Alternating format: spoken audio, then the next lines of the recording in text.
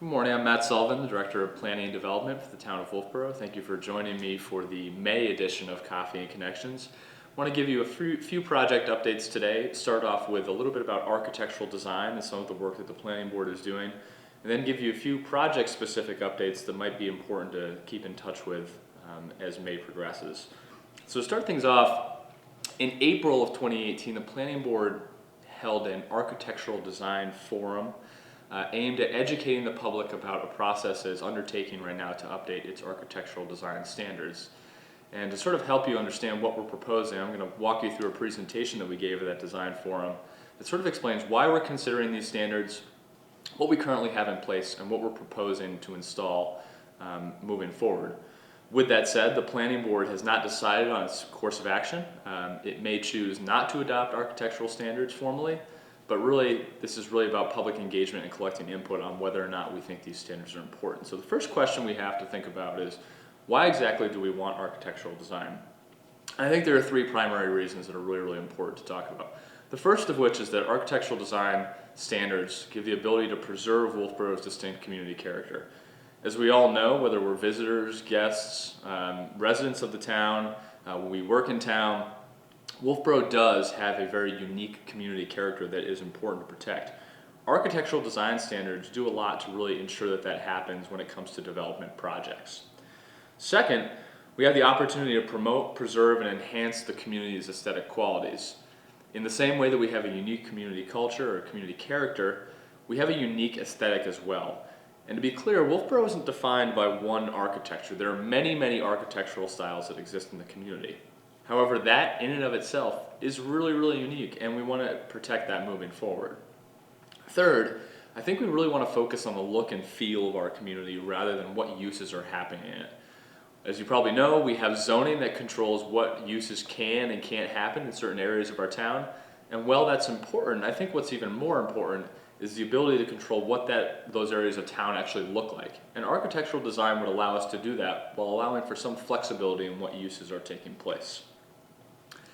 So to give you a brief history of what we've had on the books for architectural design in the community, in 1993, there was actually a charrette held at which design standards were drafted to be implemented in the community. Now, for 2 years, those design standards sort of sat on a bookshelf. No one took action on them, but in 1995, a few community members took action, drafted a formal set of architectural design guidelines, and those design guidelines were adopted and implemented in 1995.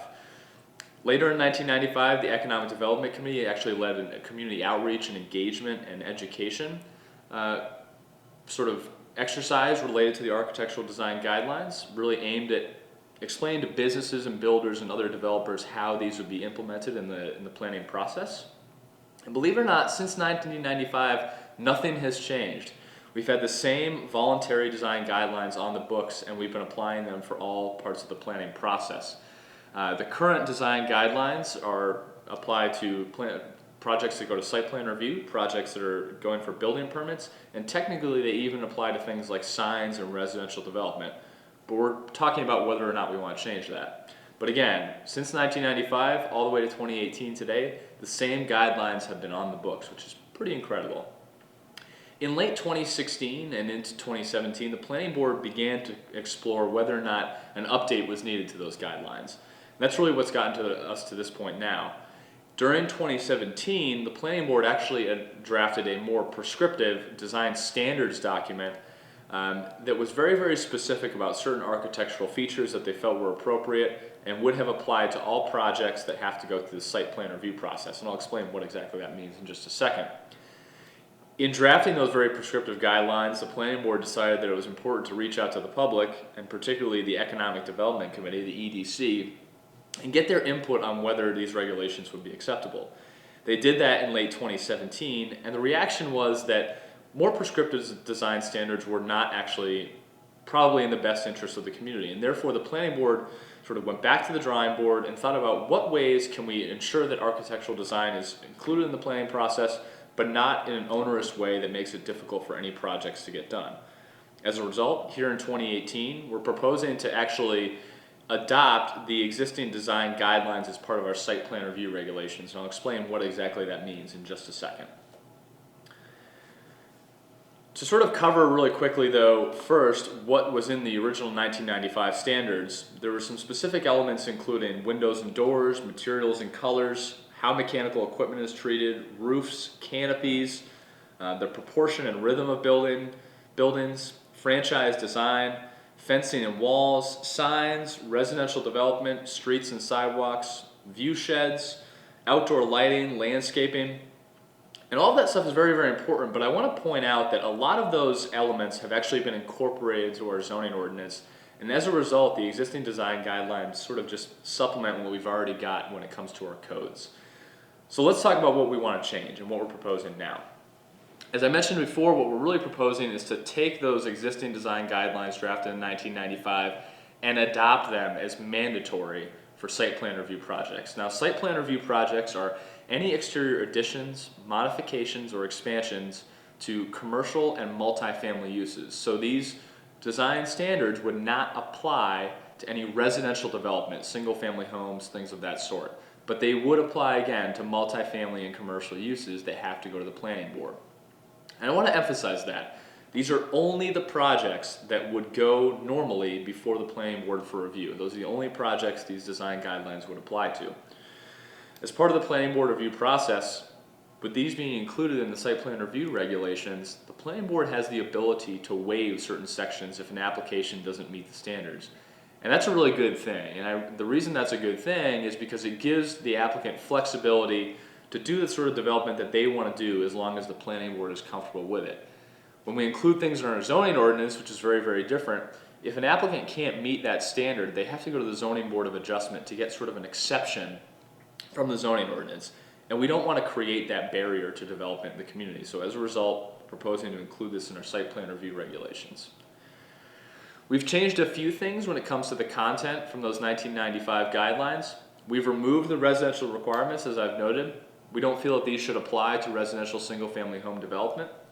We've removed the applicability to building permits. We don't feel that building permits on even commercial properties should trigger this sort of review. This is only for projects that would have to go to the planning board for site plan. Again, additions, expansions, significant modifications, new construction. So we removed that.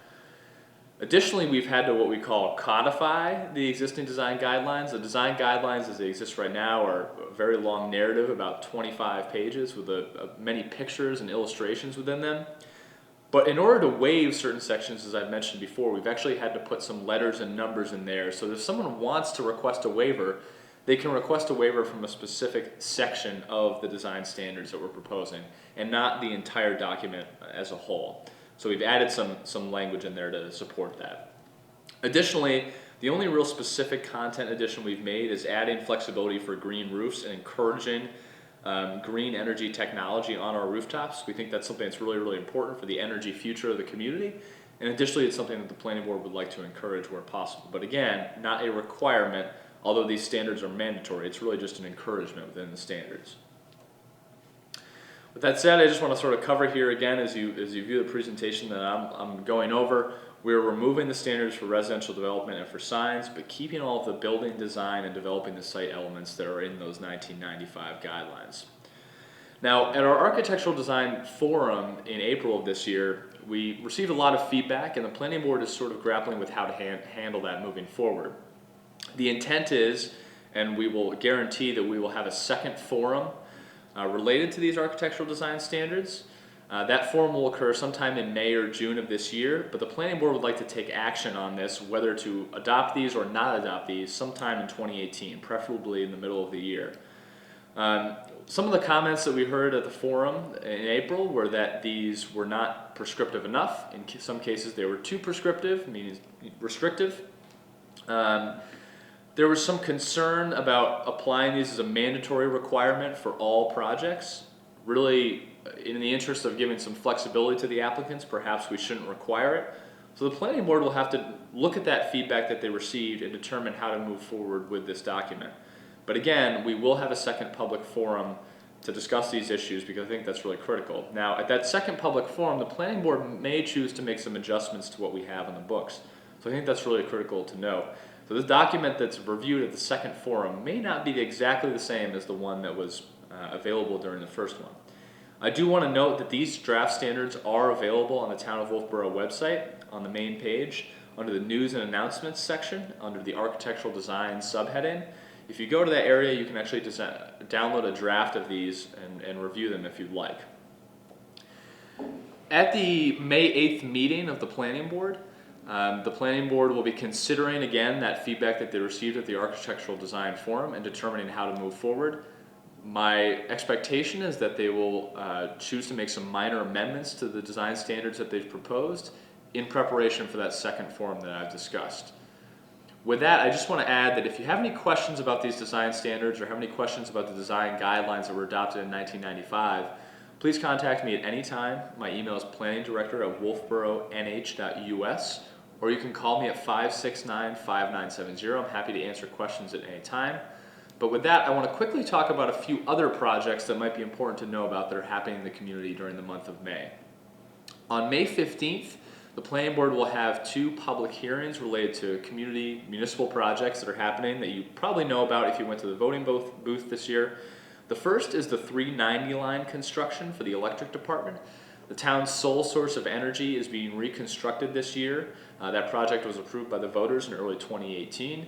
The reason that's going before the Planning Board is because there are some expected wetlands impacts that the Planning Board will need to review in the context of their special use permitting requirements.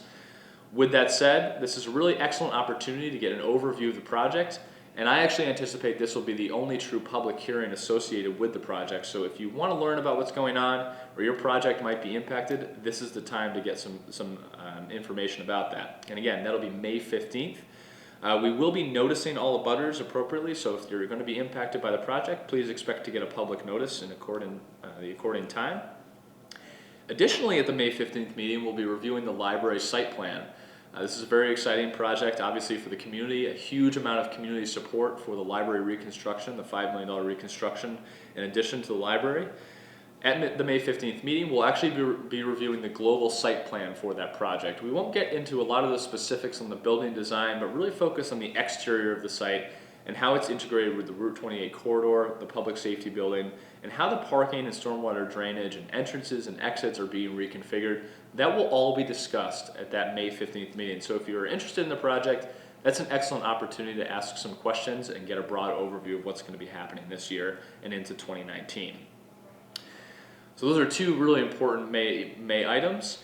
I do want to note though, as I've noted I think in prior Coffee and Connections, our master plan subcommittees are actively meeting right now. We're having several meetings a week of the subcommittees. If you're interested in joining a subcommittee, again, please reach out to me or our administrative assistant here in the office. The subcommittees will remain open throughout the entirety of the master plan process, and that goes through 2018 and into 2019. We'd love to have new members, and we're really looking to increase the diversity of those groups so we have a lot of different perspectives and we end up with the strongest chapters possible. We will have a midterm master plan forum on June 19th of 2018, and that will be an opportunity for all the subcommittees to check in and report on their progress. It'll be a really critical event if you'd like to learn what's been going on for the last 3 to 4 months, so I encourage you to attend that. The last update I want to give you is about the Center Street reconstruction project. This is a Public Works and NHDOT project, but I do want to update you that construction is scheduled to start on April 23rd, so by the time that you see this filming, that construction will have started. But I do want to point out that the businesses will remain open throughout the Center Street reconstruction project. Access will be maintained, but if you have additional questions about the project or you'd like to be added to the mailing list, I encourage you to reach out to the Public Works Department. Their contact information is available through the Town of Wolfeboro website, or you're welcome to email me at planningdirector@wolfeboronh.us, and we can add you to our mailing list or answer any questions that you have in the intermediate time. Thank you so much again. I look forward to talking to you in the future, and we'll see you at the June Coffee and Connections. Thank you so much.